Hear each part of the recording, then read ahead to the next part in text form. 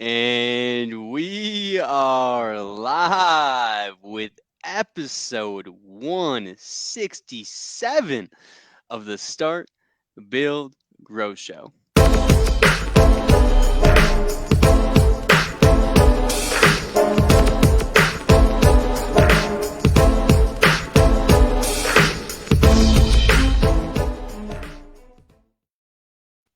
Randy Brothers, my friend, how we doing, man? This is Superstar, and I'm a little bit shy now. This is Mr. Superstar. He was out speaking at Best of Success. I heard he was the best speaker at the entire conference. That's just I didn't have a chance. I missed it, but I'm a little starstruck right now, Randy.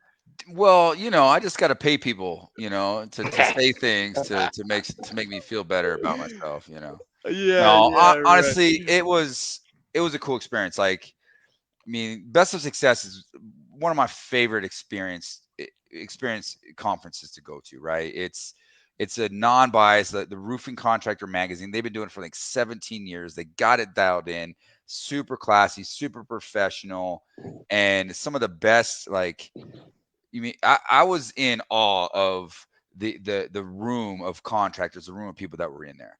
People from just getting started to contractors that have been doing it for years. They did the Contractor of the Year award.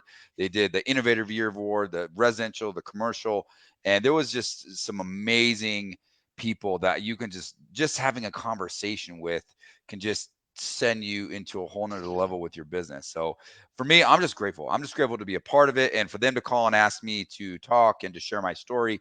It was really cool, man. I was there not as Randy, the Star Build Grow Show or the Roofing Academy. It was Randy, the entrepreneur, the roofer that made all a bunch of that paid a bunch of dumb tax and made all the mistakes before before I was able to kind of experience a little bit of success. And I just was up there to share my story, and I'm just grateful for the opportunity and grateful that there was some people that really appreciated it and got a chance to experience that. But more importantly, our guest today, talking about energy, pure hustle, entrepreneur vision. Like, he's got the trifecta of all the things to just take over the world, man. He's crushing the roofing game right now, and a ton of energy, man. And I talk about in conversations like Dave and I, we met at a conference last year, and we've been able to develop a really great relationship, man. And I enjoy every minute I get to hang out with you and spend time with you, and we get to grace the Facebook world with your presence right now. We're spitting the knowledge, my man, Mr. David Dees. What's up, brother?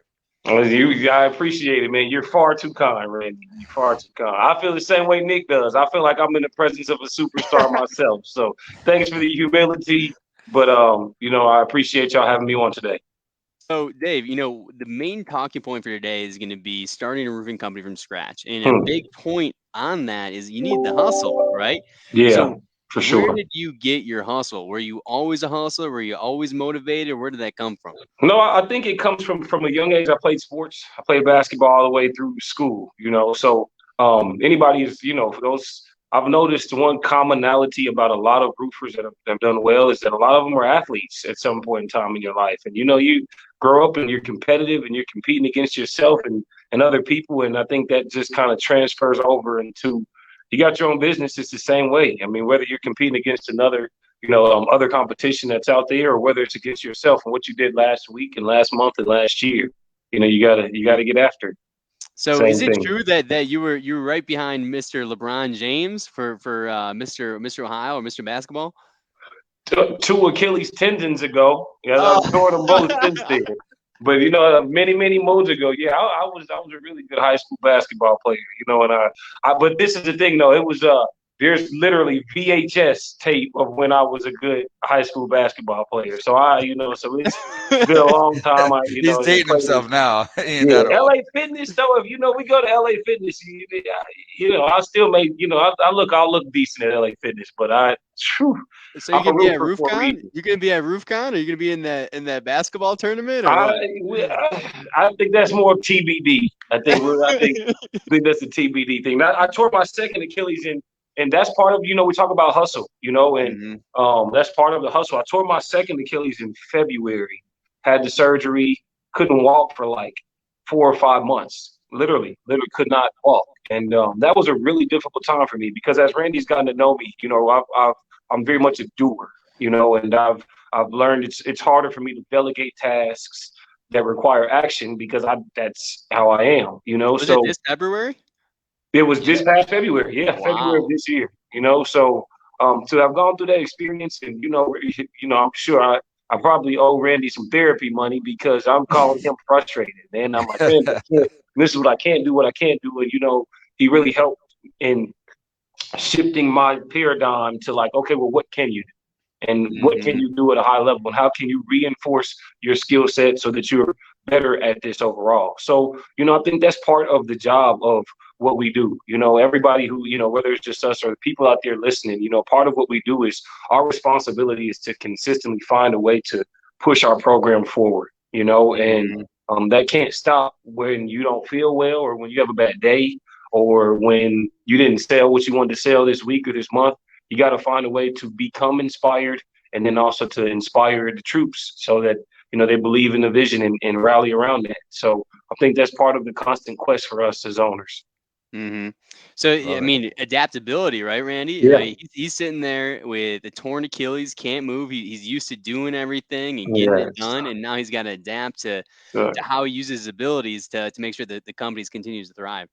Uh, Yeah, yeah, adapt yep, and overcome, right? yep, That's one of the rules yep, we got to live by as entrepreneurs. We got to yep. adapt and overcome. And honestly, looking back, because I remember when you called me, like, man, I don't know what the heck I'm gonna do, and and I think what it did, it forced you in a situation where you're like, all right, I have to start to lead.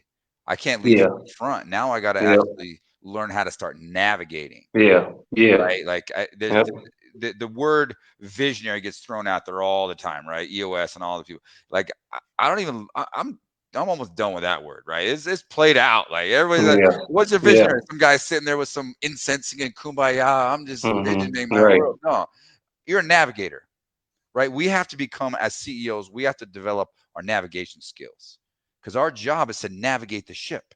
Our job is to look out on the ocean, look past the people down there oaring and the people down there making things happen, the people down there doing the work. Our job is to look out ahead of that and navigate the ship and navigate the waters and navigate people. And I think that sort of adversity kind of forced you into a position to start embracing that role. For sure. For sure. For sure. And, just to reevaluate my own personal leadership and if I was leading the right way. And, you never get there, but you just continue to try to push along, forward. So, yeah, I'm really thankful to know people like you all who, even the cool thing about it is y'all have me on here asking me questions when you all have experienced the degrees of success in this industry that you do, and that's part of why y'all are as successful as you are is because as you all realize, like you never arrive and you keep Mm-hmm. getting little bits of knowledge from different places and then you add them to what you do well and then you become the superpowers that you two and many other people in the industry have become. And that's what Yeah. kind of what I aspire to be. That's the competitiveness that I have as I look forward to, especially as a minority contractor. I go to these events and things and just candidly speaking, like there's not a whole lot of people that I look out and I see that look like me necessarily. So that also motivates me because, I feel a responsibility to become great in my space so that way I can help other people as well, so Yeah. it's all a part I of it. love that. Yep, it's all a part of Let's go there, man. Let's it. go Yeah, there, right? Because yeah. that's the reality of it. Like, and Hold I, on, Randy. You as didn't tell me we was gonna go here. You were we're supposed to going, bring me bro. forward. We are We're going. This is going. the We're live going. show. Let's This is kick the No, it. Start I'm Go going. Grow Let's go. show. Yeah, yeah, yeah, And many people know my story, right? I was raised in a mixed family. My dad's black, my yeah. sisters are mixed, and I have a black female CEO that runs my business. Right, right. And there, the reality of it is that's not common, and Yeah. people have, there's a lot of mixed emotions and mixed thoughts and feelings and people like, what is it like, Hmm. to an extent, being in a space like roofing and having to try to navigate that, like, Yeah. help us understand more from a positive way. Like, yeah, for sure, there's a for lot of sure, for opportunity sure. here. Yeah, And for how sure, can we absolutely. support and learn and educate Yeah. our viewers on those sort of things, on that? You know, I'm really glad you asked me this question. I've never gone in depth and talked about this. So the fact that I'm doing this on this platform is really cool, you know, because I've had these thoughts and things, but I've never gone in depth. And to be honest, it's really difficult sometimes because, especially as the owner of a company, because a lot of times the customers that I'm dealing with, the larger part of my customer base is white, the largest part of my customer base. And it's really interesting for me to watch the curve of initial onset meeting where most of the time the question is like, okay, yeah, where's the real owner? Or like, can you really be this young and a minority and own a company? Can you really do this job well? You know, and to be able to convert that same customer to, at the end of our process, you know, 97% of our customers swear by us. You know, so to me, it's both. It's the mindset. You know, my mindset is I'm a very challenge oriented individual, and though it is challenging for sure, you know, and then especially, you know, you go to events and you it's really beneficial to be able to identify somebody that looks like you that you see succeed at a high level. And to be completely honest, when I go to events, you know, to some of the highest events, there's very few individuals that look like me that have the platforms to be able to speak. Even when we go look at the speakers at events, very seldom is there a black speaker at these events. You know, so to me, I don't think that's because necessarily of a particular bias that exists as much as there aren't a lot of us. Mm. So I think that part of my excitement and my enthusiasm is because of my experiences with people and the things that I've done. I really look forward to achieving a consistent amount of success so that I can get up and tell my story too, you know, and to be able to express what it's like because there are many capable minorities who can do jobs at a high level that just don't get the opportunity or don't have the education or know-how or the funding or whatever it may be. And to be able to talk from a space of we've experienced this.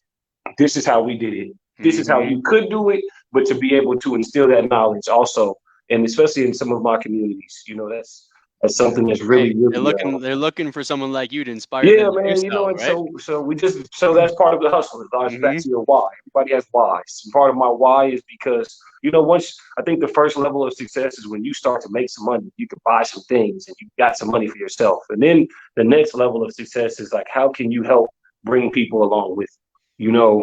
And that is like where, for me, part of my passion lies is, okay, well, yeah, I want to do great for myself and my family, all of that, of course. But after then, like, how can I help bring the people that work for my company with me? How can I help bring other minorities with me? How can I help like spread this blessing that is this industry to my life to other people? You know, so Hey, Randy, you like to say succeed by helping others succeed, right? Yep. 100%, man. Yep. So that was a long with it. Sorry, man. That might have that been was too much, great. you know. Don't say But, sorry, No, man. That was great. It's your Yeah. platform, brother. This is the space, man. It's like we're looking to grow this. Again, you mentioned it. This industry is a blessing to all of us. Yeah. Okay. It is. Everybody has a different story, right? We share these stories of contractors and vendors. And I was on stage at a conference yesterday and you get to share that story. And one common thing is, and I joke around about it, but it's kind of true. Roofing finds you. Yeah.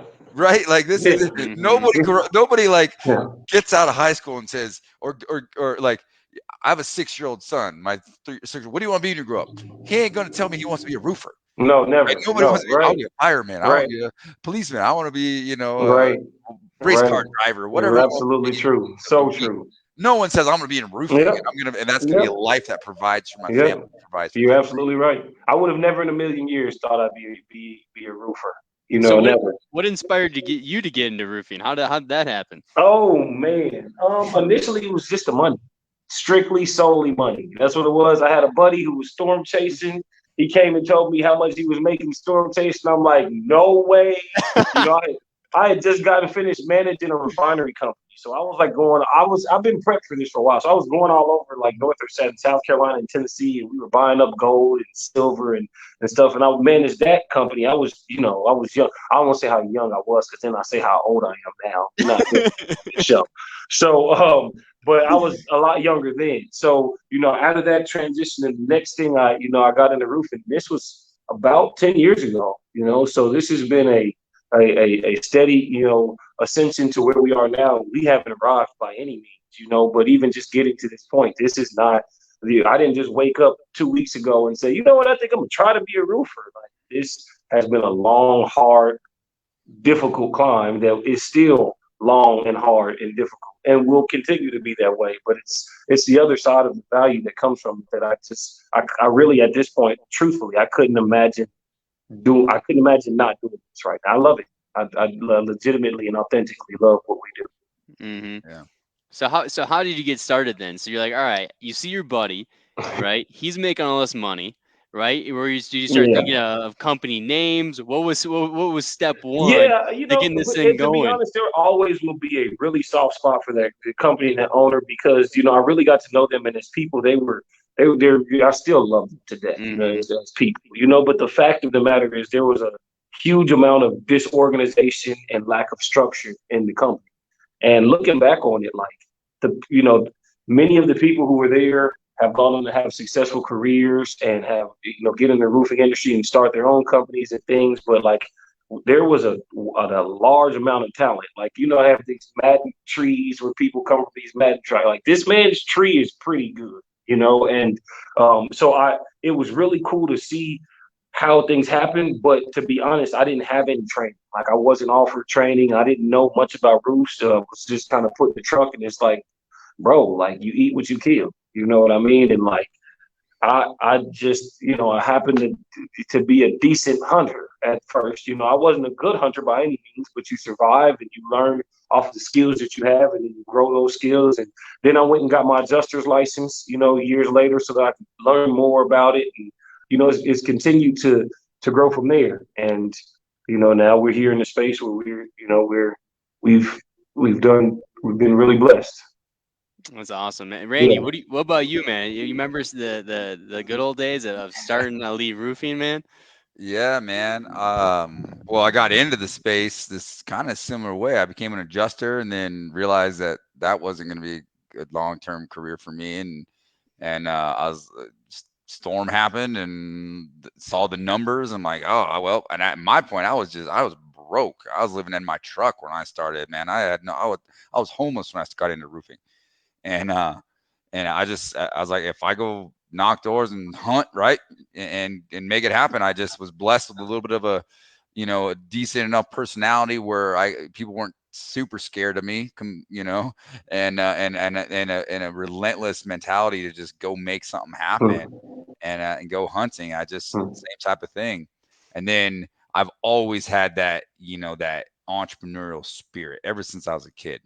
And Dave, all three of you guys, we're entrepreneurs. This is a show for entrepreneurs, about entrepreneurs. We talk about entrepreneurship. That's what we do.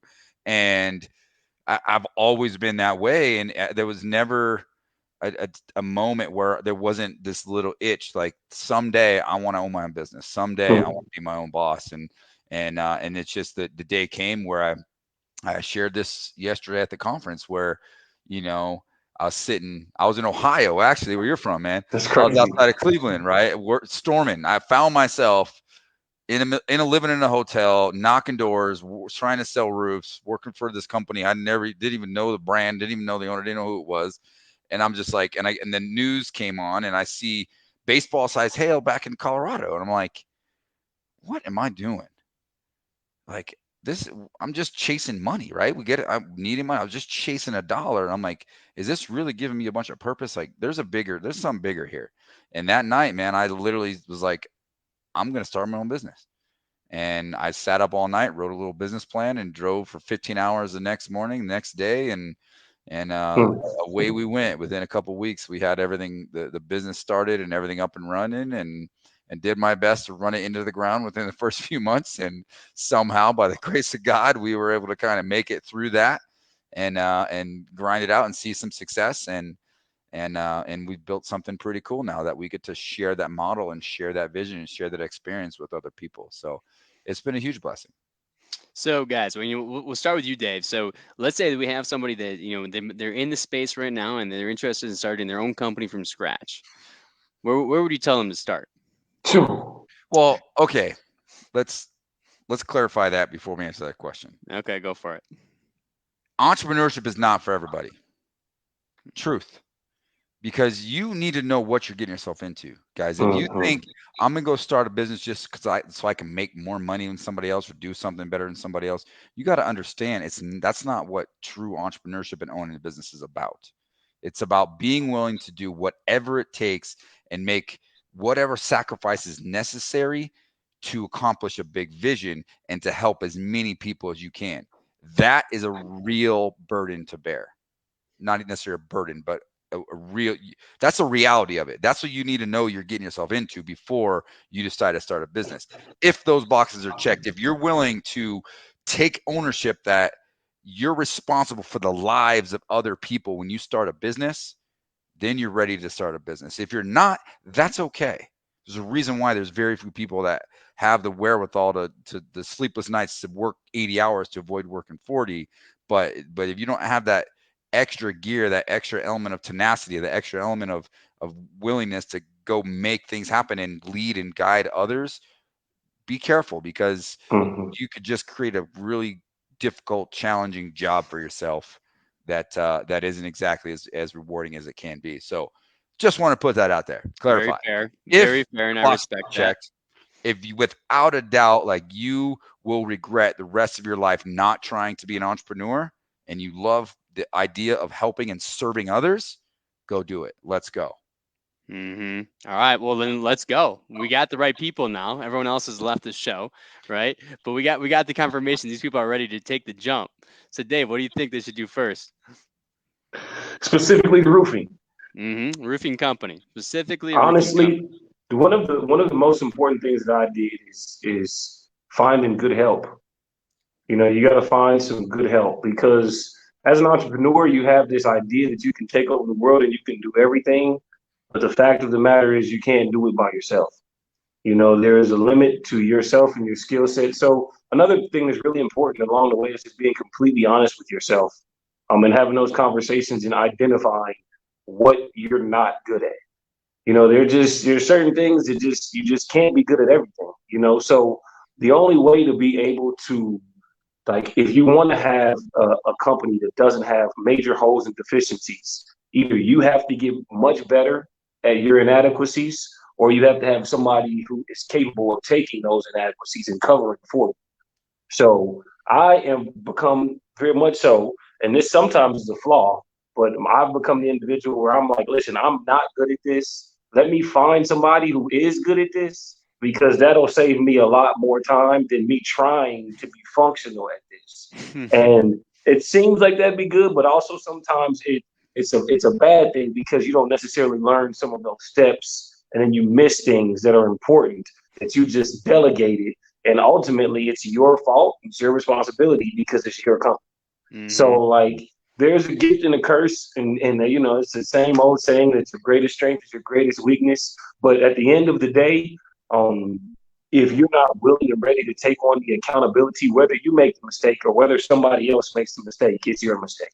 And if you're going to be a good owner, then you got to be willing to take that on the shoulders, right on the chin first. It's not about, like, you want to go find out if the problem wasn't you, if it was someone who works for you, then go find out yourself how and why, so that you don't continue to make that same mistake. But publicly, like, that's on you, bro. And at least that's my philosophy, because I kind of feel like if you're going to be a good owner, like, people want to work for you. People want to see that you're willing to fall on the sword too, and, like, you got to be willing to do that for your people, consistently, time and time again. And so that's kind of my philosophy, is that I'll try to find people who are really good at the things that I'm not, so that we offer the best product that we can offer to the world. And things don't go right.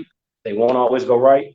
You'll make mistakes. I'm going to make mistakes. I have made plenty of mistakes, and you try to fortify yourself in those ways and move forward, so that you don't continue to make the same ones. So I say this, I've said this before, but it's been really unique getting to know Randy. Nick, you and I are just on like at the beginning of developing our relationship. But one of the things about Randy that I can appreciate the most is like his accountability. He takes it. He takes it. When things go wrong with Elite, Randy takes it right on the chin, just like he's supposed to. And when things go wrong with Excel, I want to be able and willing to have the same degree of accountability, and where people can look and say, you know what, like he's always going to take responsibility for things that go wrong with this company. I love that, man. So focus on your strengths, right? Find good people, hire good people for your weaknesses, right? Be able to delegate that. Taking accountability for when things go wrong as a leader, right? Because no matter what, it's going to be your fault. It's your fault. Randy, what else you got to add on that, man? You're just getting going, right? What else you got? I'm going to add one thing here, and this is something that, quite honestly, is a little bit difficult because I can't teach this. Okay. And that's why I kind of premised what I did. It's okay. It's not for everybody, but charisma. And companies that I see succeed, they have a charismatic leader. Okay. They got somebody such as Dave that's out there willing to lead the charge, willing to take ownership, willing to make mistakes, willing to fail forward, and willing to lead his team. People want to rally around guys like Dave. People want a charismatic leader that they can follow, and they can go to the ends of the earth with, and they can make things happen. And that's the one variable. If you were to look at some companies that start and scale quickly, one of the commonalities is a charismatic leader. Yep. So evaluate yourself as far as, hey, can I be that person? And it's not, you don't need to be some fake person. Genuine passion, care about your people, be willing to take ownership of everything.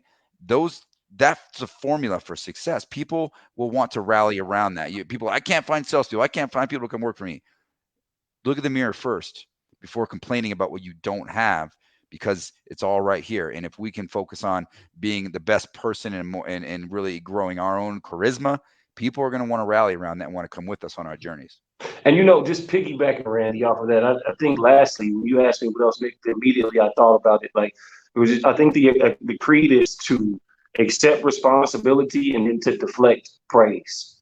Because once you find good people, like, you already are the owner, so you'll be the benefactor of a lot of the work that people work to do for you. You reap the spoils of their labor. I think when it comes to crediting things, when you have the opportunity to pass that along to the people that work hard for you, like, that goes a long way for people to know that they're appreciated. Like, if you look up, read part of the reasons why people leave their employers, one of the number one reasons is for a lack of appreciation. Yep. So like, it's important that the people that work for you know that you genuinely appreciate them. That goes a long way, from your crews to your salespeople, to your logistics people, to your manufacturers. The people know that you appreciate their efforts, you see their hard work. It just goes a long way for you to ingratiate yourself to other people in the industry. Yep. So, and one thing I want to make sure we're talking about too a little bit is just on like a marketing standpoint. What's the best way to kind of get started at a low budget? Because the biggest thing is, I think you got to do door knocking. You got to do what you got to do to bring in the revenue, and then you put that back in to the company, right? Reinvest that back in. But in the beginning, there's no magic sauce for marketing. Yeah, there isn't. To give you unbelievable results. So I would say, hey, spend a little bit of money on a nice logo, right? Build a Google My Business page. Create like a one-page landing page that's really clean, basically your online business card, right? It says who you are, what you do, what your unique selling proposition is, and is ready to build out to a bigger site down the road. Create your social media pages, and then allow your clients to help build your brand for you. So every single client you get, make sure you're posting a picture of every project and then getting a Google review from every single client and trying to get a referral from every project as well. Right. So it doesn't have to be anything crazy, but like, when you guys say something similar, like, there's no magic sauce where it's like, hey, I just started, give me all the leads or something like that. What do you guys? And you just, job by job. You get a job, you take care of that customer, your reputation comes before you. And you said much of the formula. You get an opportunity, knock it out the park, and then when you get the next one, you got to try to do the same thing. Mm-hmm. So let's dive into that a little deeper. What does it take? I kind of know the answer. I've been working with you long enough, but like you've executed that correct. You just launched a new branch, right? You got a couple different locations. You just launched a new one. You guys are no one knew who you were, but every single client has referred you. Every single client has been blown away by knocking it out of the park, so to speak. Yeah. What does that look like? Like, I'm a new roofer. I just got Yeah. started. How do I take my first 5 clients and use that as a launch pad to then grow substantially with referrals? Yeah. Like, what is your idea of knocking it out of the park? It's attention to detail. It's in the details of that particular customer. And I really, for me, once I get a customer, I look at it like this is going to be like these people. I want to come to dinner. Like, I meet my customers, and my thing is like I'm like, are you coming to dinner with me, or I'm coming to dinner with you? But we're like, this is a relationship that we're developing. And if we have a relationship, then I genuinely care about your not only like what you have to have and what the obligation is, but like how can I help? How can are there things that I can do that can help you and help your life? In addition to that, I mean, we've there's not a we so in taking care of a customer, you want to make sure that you just attempt to customize to that particular individual. Every customer you'll learn over time will tell you what they want and what they need when you ask the right questions. So I guess proper qualification is an important part of it, because once you properly qualify, you understand what that particular customer wants and needs, and then you do your best to satisfy those, and then enforce that, hey, listen, like this is how we eat, this is how we take care of our families.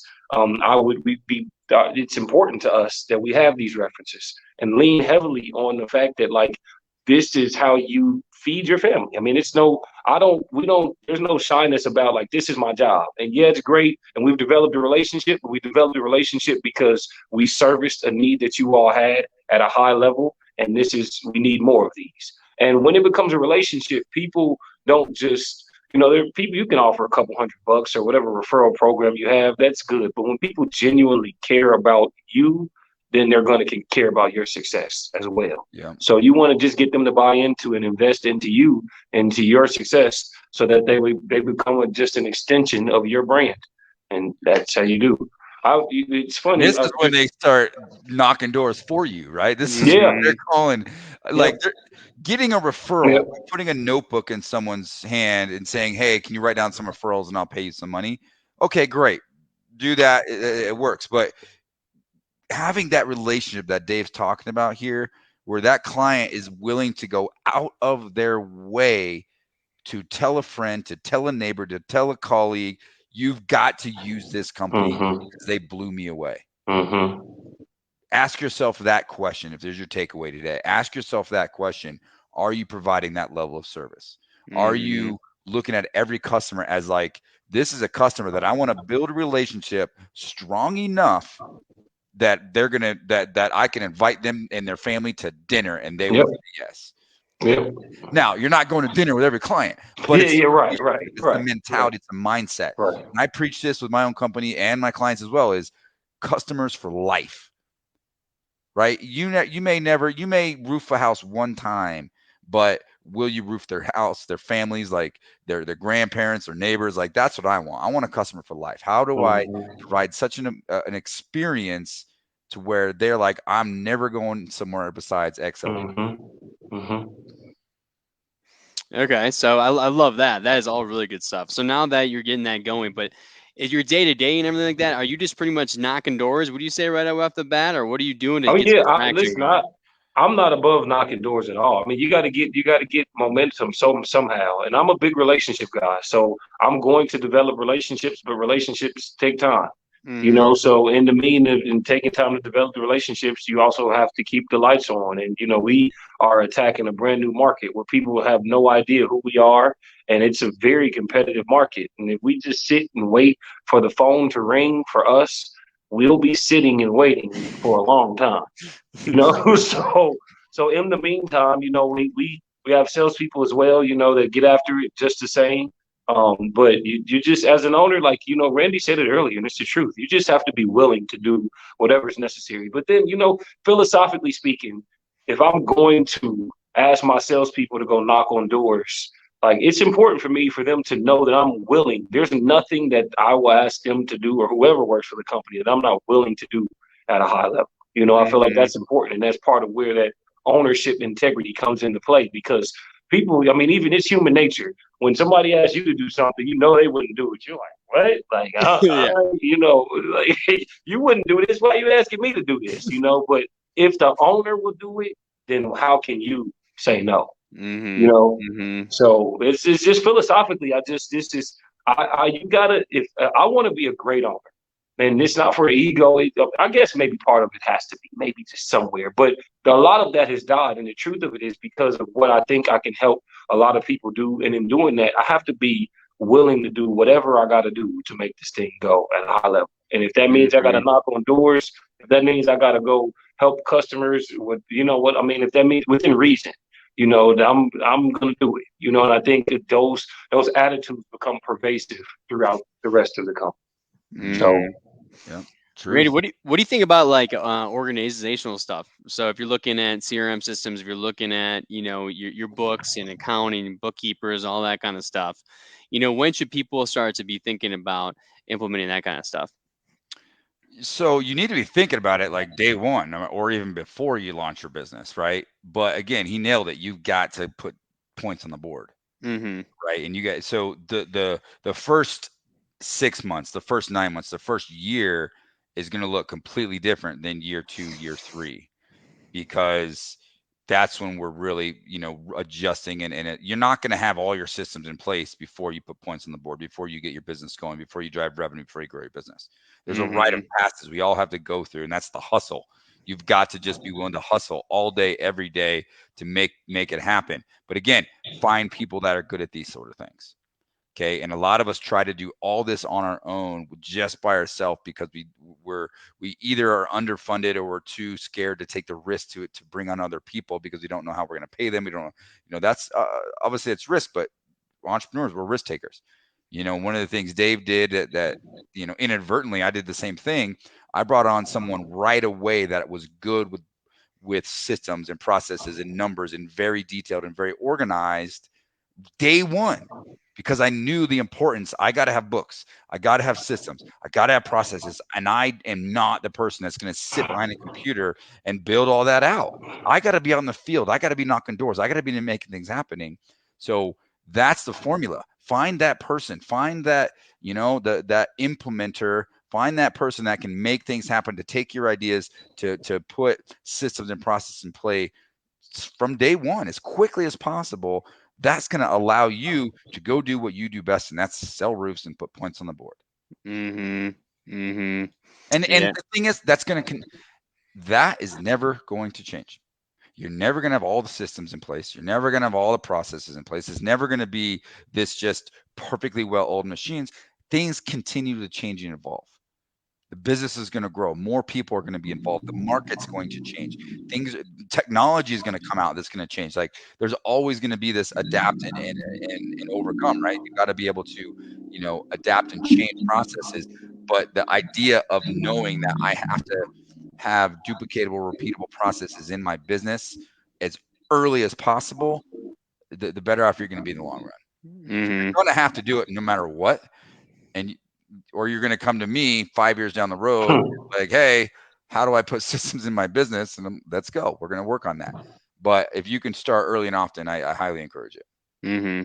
So what about making that jump? So I mean, should people have X amount of dollars saved up? Do you have any tips on people understanding when is the proper time to make that leap of faith and starting their own company? Good question. I don't know. For me, I don't know if there is, this perfect science to it. I mean, I've seen people be real successful with no budgets whatsoever, and they just straight bootstrap their business and make things happen. Now there's going to be certain challenges you have to overcome and certain sacrifices you have to make personally and financially to be able to do that. But there's also a certain edge and a certain rite of passage and a certain knowledge base that you're going to gain that's going to give you a different perspective and a different appreciation of your success than if you were just handed a big checkbook to just write checks and make whatever mistakes you want, knowing that you have enough cash to just pay for it. Sales and or money hides a lot of sins, right? So I'm kind of in the middle. Like, I don't want you to be overfunded, because I think there's a rite of passage of just tenacity you just got to go through to be able to make it happen and really sharpen that entrepreneurial muscle. But having a little cash does help. Building that website, getting your marketing going, and hiring great people early helps. So I was in the middle of that. I didn't have a ton of money, but I had a little bit of money that I borrowed from hard money lenders, and because I wanted to be able to accelerate quickly, and I knew I needed a little bit of money to hire people, to invest in marketing, to build a website, to do those things that so many of us think I'll do it later, and 5 years down the road, later never comes, and we're still living paycheck to paycheck while trying to build a business. Like, you got to find that balance. Now let's talk about learning lessons, right? As we're going to be bringing this thing to a close. And I'll start with you, Dave. What did you learn in that first year? What was some battle wounds, some mistakes you made, or things that you learned in that first year? Because I mean, the first year, man, in running a business is pretty wild. Yeah. Where we were working in the store market, so like Randy said it best. Making money sometimes hides a lot of sins. When we did really well in our first year, we were working in the store market. And, looking back on it, we didn't know what we were we didn't know what we were doing, man. And I'm very much so not a logistics guy myself. So it's been an adaptation process for me getting to the place where I'm looking at the numbers, and I'm taking that degree of accountability, because I was always like, all right, I was a hustle guy. I'm the one who's gonna go out, I'm gonna make things happen, and then we'll just keep making money, and it don't matter because we just gonna make money, so we'll have the money, and that's a horrible philosophy, and you don't know in the middle of it how horrible it is until you're not in the middle of it anymore. And then you're like, oh my God, like that was massively irresponsible.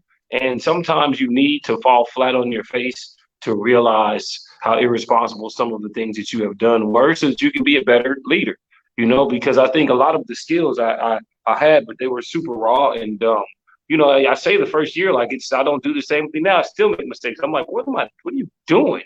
But you have to be adaptable enough to be able to learn on the fly, apply those lessons on the fly, and not continue to make mistakes that are going to hurt yourself and your company.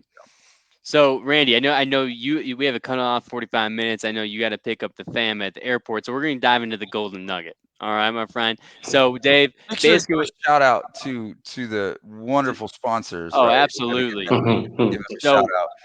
This show, this takes time, it takes money. We got the software. Next time, like, we got to produce this bad boy. So it wouldn't happen without our amazing sponsors that support us each and every week. Who will all be at RoofCon as well, right? So we have C3 Group, we have the Roofing Academy, Hail Trace, Sumo Quote, Job Nimbus, and Sumo Media, all of which will be at RoofCon in Orlando, Florida next Thursday. So make sure you guys are checking out. If you guys have not got your tickets yet, make sure you do. All right. Now, basically, Dave, with the golden nugget, what happens here is we want to leave the viewers with something to avoid, something to implement. It could be a quote for all, it could be literally anything, something you just want to leave the viewers with. I make Randy go first. So for 167th time, Randy, man, drop that gold on me, man. Mm-hmm. I think there's been a little bit of a theme today of like overcoming adversity and overcoming challenges. And we talk all about this, raw stuff, but the reality of life is, the reality of business is, it's not all gravy. It's not easy. It's actually quite difficult. And there's times that you're going to go through in life and in business that are just absolutely like the most difficult, challenging times that you can even imagine. And I would just encourage everybody to understand that the only way over a major challenge or a major obstacle, major hurdle in life or in business is to go through it. Okay, you got to go through it, and you got to look for ways. And Dave even said this, like, if you don't make the same mistake again, or if it was a mistake, or whatever you can do to learn from every challenge in life, it changes your perspective. They're not nothing is negative anymore. Everything is a learning experience. You're just always learning and always growing, and failure becomes a learning opportunity. Mistakes become learning opportunities. So fail forward, learn from your mistakes, and understand that challenges is just part of the process. So wake up, be optimistic, and lead your people through challenges. Keep moving forward. All right, Dave, what we got? I heard this quote. I'm going to use a sports analogy since we were talking about sports. I heard this quote that one of the coaches was talking to his players, and he was telling them it was an NBA Finals. The coach was Monty Williams, and he was telling his players, "Pressure is a privilege." And I've been thinking about that a lot since I heard that, and it really has like resonated with me because most of us who are listening here, we're owners, and if you're owner, there's a lot of pressure on you. But pressure is a privilege in that, like, if you have the pressure, that means something important is upon you, and you have the opportunity to arrive to the occasion or not. And like, just to get that opportunity in life, it's a special thing, you know. So like, I think just taking a moment to be able to embrace and accept the fact that like you're privileged enough to have this pressure. These to are the perform. challenges you asked for, right? You This asked is for what these you want in challenges, life, man. all You want the perspective, then you chance get to the have challenges, that's and what now you you're like, want. oh man, this is so tough. But no, it's a privilege. It's not It's because a you privilege, asked for man. it, right? Pressure's a privilege. Right. I like that. I like that a lot. Well, Dave, man, I'm sure a lot of owners will get a ton of great information from this show. So we really appreciate you If I jumping can, on. real quick, owners, whoever, I would love to network, to talk. I'm not one of these guys. I feel like there's plenty of work for plenty of owners. I live in Texas now. I'm a new Texan. So like, if y'all want to reach out to me, we can talk or do lunch or whatever. I would absolutely love that. I got a lot to learn about the city, about a lot of different things, and I'd love to network. So y'all, please reach out. Let's break Dave, bread sometime. what's the best way to get hold of you if they are interested? Email, maybe. Social media is crazy. There's probably a bunch of David Dees, and everybody confusing my last name because it's really Dees, like Dees. So there's find that on Facebook if you want. But it's really easy if you email me, Dave@xlroofs.com. Cool. Really simple.